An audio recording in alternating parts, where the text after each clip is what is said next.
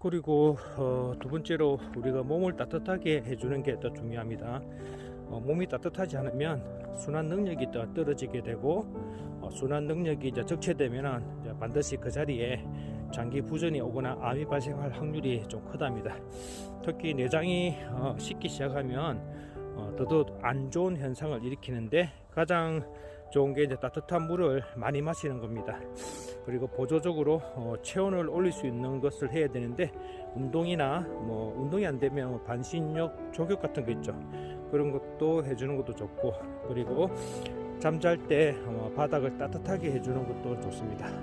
그리고 외출 시에는 복대를 두르거나 배는 절대 노출하면 안 되고요. 내복 같은 걸로 배를 따뜻하게 해주는 것이 아주 중요합니다. 잠잘 때도 충분하게 체온을 유지시켜서 자는 게 좋고, 그래서 우리 전기장판 있죠. 전기장판이나 온열 침구 같은 거, 그런 것도 이제 좀 따뜻하게 해서 잠자리를 체온을 유지하기 위한 잠자리를 따뜻하게 해주는 게 아주 중요한 요소 중에 하나라고 합니다.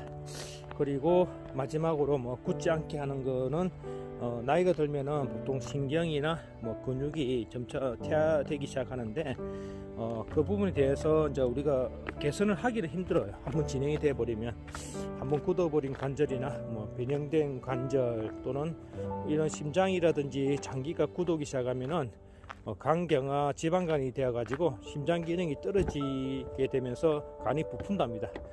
폐 기능이 떨어지면 또 허파의 까리가 또 마른다고 하죠. 이런 것들이 한번 무너지게 되면은 다시 복원이 잘 안 됩니다. 우리 신체는 보통 대부분 그 신체 기능이 두 가지로 나눠져 있는데요.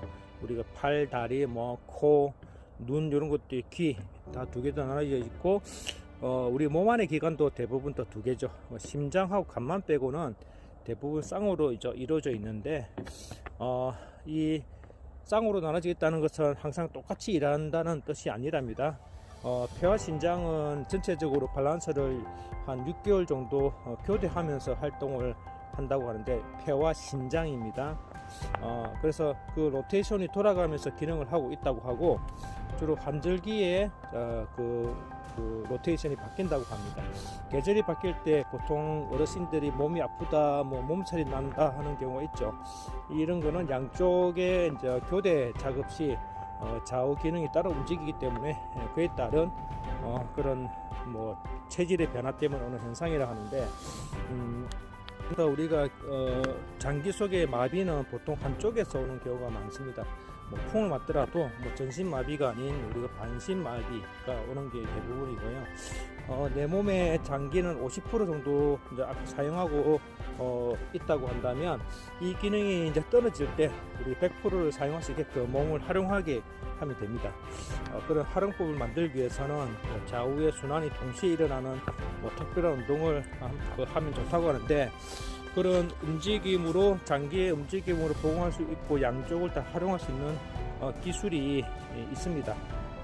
그 기술은 보통 우리가 옛날 선조들이 노인들이 하면 기의 운행을 통해서 장기를 내 마음대로 좌지우지할 수 있다는 그런 단전호흡법이 있죠.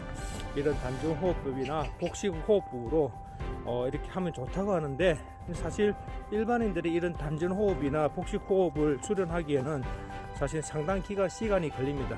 그래서 우리 일반인들이 할 수 있는 이런 호흡법 중에서는 가장 좋은 게 우리가 풍선불기 있죠.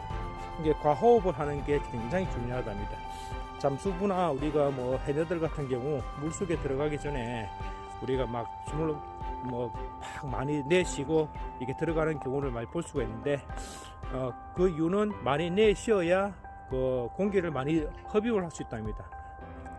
폐 속에 공기가 많이 들어가면은 혈액도 순환이 되면서, 그리고 그 혈액을 갖다가 저장할 수 있는 그런 여력이 생기기 때문에 과호흡이 아주 중요하다고 합니다.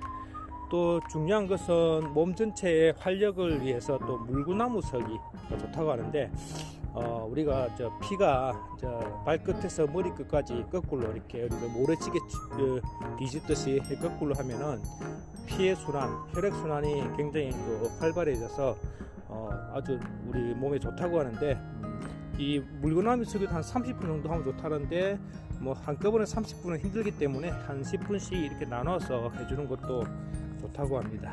그리고 손과 발끝에 대한 감각과 자극을 지속적으로 해주면 좋다고 하는데, 사람의 이제 경직은 보통 가장 먼 곳에서 오기 시작합니다. 심장에서 가장 먼 곳이 손하고 발끝인데 이 부위에서 뭐 좀 자극을 좀 자주 해준다 그러면은 좋다고 하고요.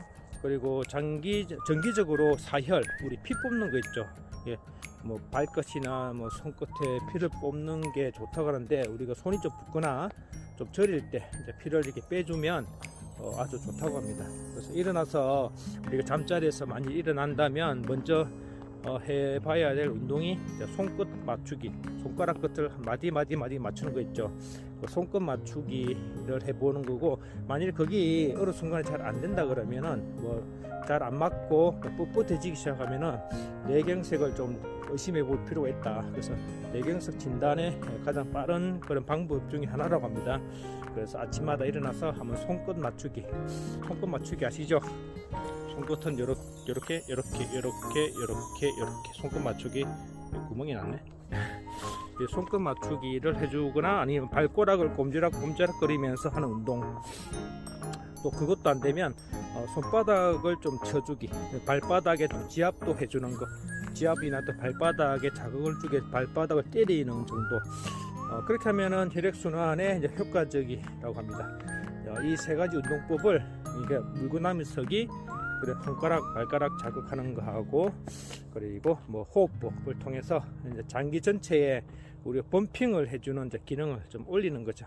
이렇게 해주면은 몸의 순환이 잘 되어서 좀 건강해진다고 하니까 여러분들도 한번 해보시기 바랍니다. 그리고 이 모든 것들을 하기 위해서는 첫째 조건이 스트레스를 받지 않아야 됩니다.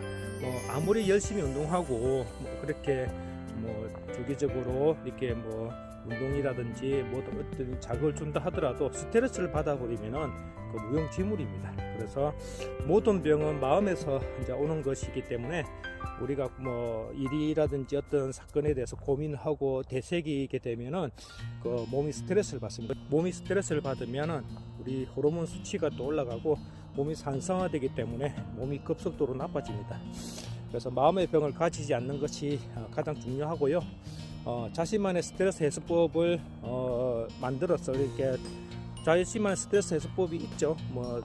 등산을 한다거나 아니면 운동을 한다거나 아니면 술을 한잔 한다거나 이런 스트레스 자신만의 해소법으로 그리고 자신만의 취미 활동으로 이렇게 기분을 좀 풀어주는 것, 이런 것이 아주 중요하다고 합니다.